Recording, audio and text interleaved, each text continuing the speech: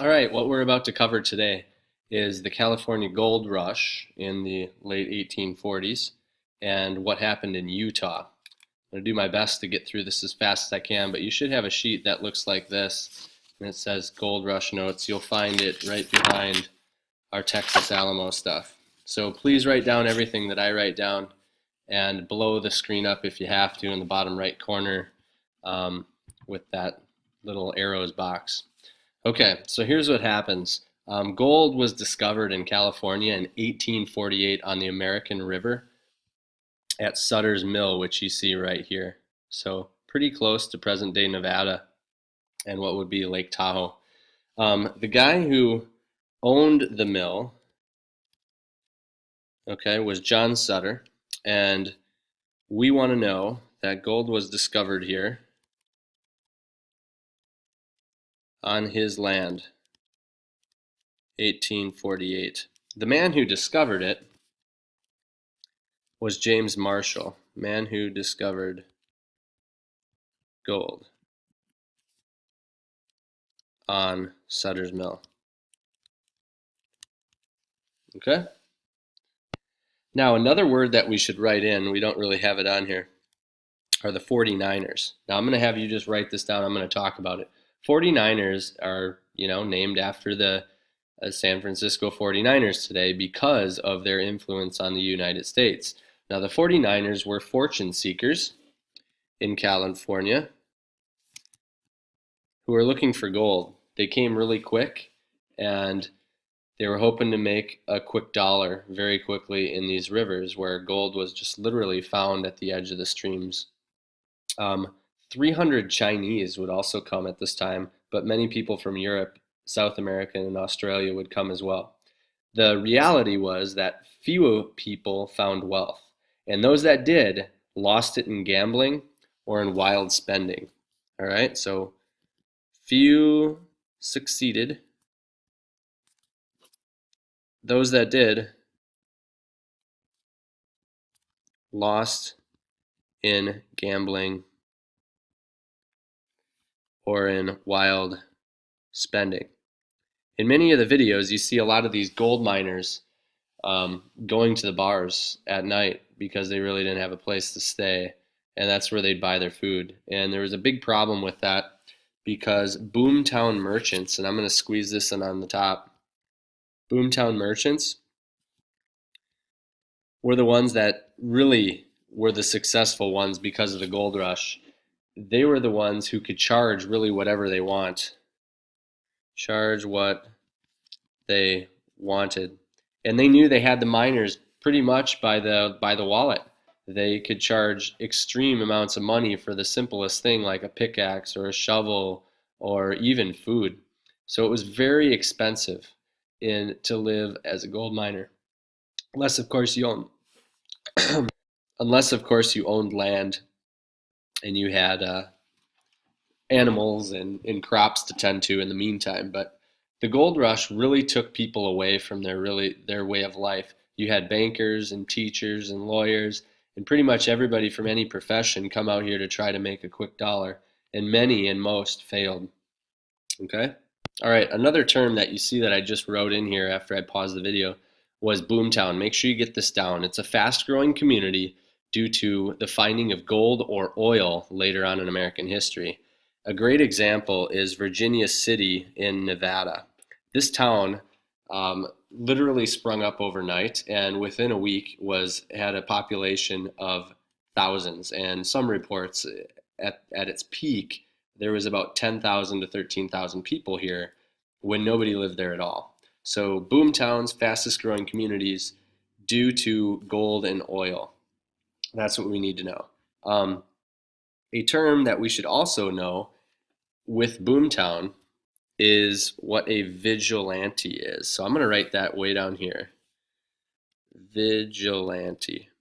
Okay, and this fits really well with boomtown because these were people who acted as judges, as police, and judges, and often acted without jury.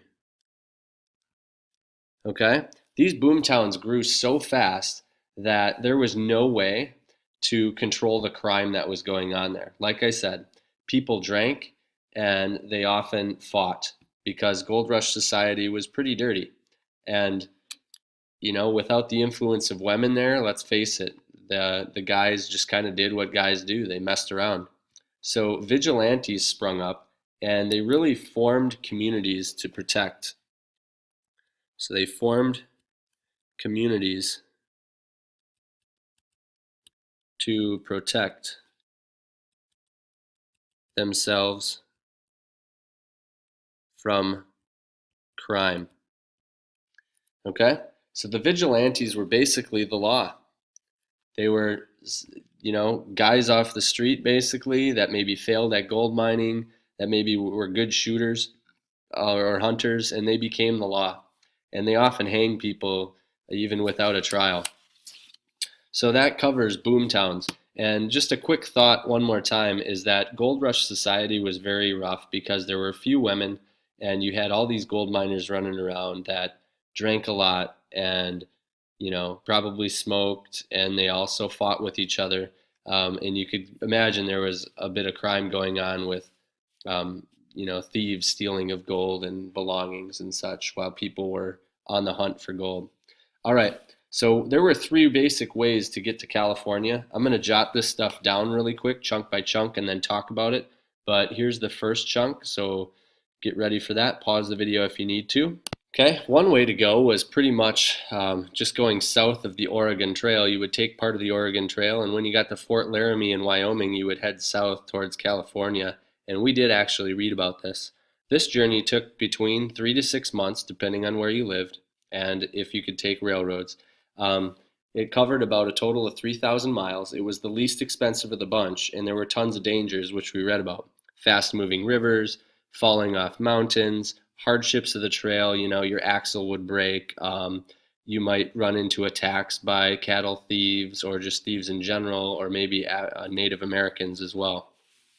There were other options. There was the Panama shortcut. So I'm going to talk about that one really fast next. Okay, the next one we're talking about is the Panama shortcut. This one obviously went from East Coast through the Panama Canal and up towards San Francisco. This one was the shortest journey. It was 2 to 3 months long, about 7,000 miles in total journey, but it cost up to $1,200, so it was unaffordable for many. The dangers revolved around the disease you could get down here, such as tropical disease, malaria caused by mosquitoes, yellow fever, and cholera due to uncleanliness. Another option was to go all the way around South America. Here's this one. Now, traveling around South America took pretty much the same amount of time as traveling by land. It cost about $1,000, and it would take roughly an 18,000 mile journey to do it. Obviously, you're putting yourself at risk at sea through some storms that you might run into, getting seasickness, or spoiled food. The next section is miners from around the world.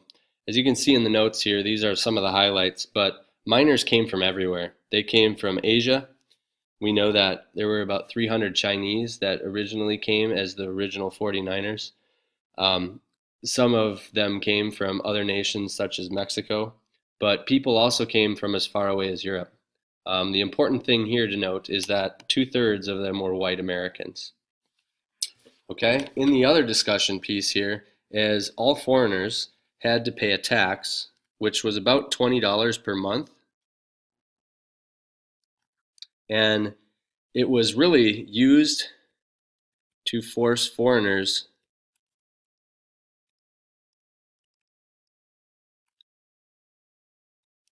to leave. Okay? Local lawmakers saw them as a threat. They wanted to find the gold themselves. However, these foreigners presented a threat to them, and they could find the gold instead of the white Americans. So the white Americans who could vote actually voted to get this tax through. And to some extent, you bet it would have worked. So down here we have the impacts of the gold rush on three sets of people. Obviously, this would immensely increase the population, which would boom or grow. in the region, 250,000 people would move alone during the gold rush itself. Another group that was impacted were the Californios. Okay, the Californios was from the last section, and remember that those were people who were original Spanish and Mexican settlers who lived in the area before the Americans came. And the important thing here is to note that their culture is destroyed and it's threatened by this new American way of life, this high-paced society with the crime and freedom of religion. Another group that was impacted heavily was the Native Americans. Now remember, Native Americans, just like those that Columbus first found, did not build up immunity for these new diseases. So many of these Native Americans get exposed to new diseases and they die from it. Or they just outright become killed by Americans. A second point down here at the bottom was about their population.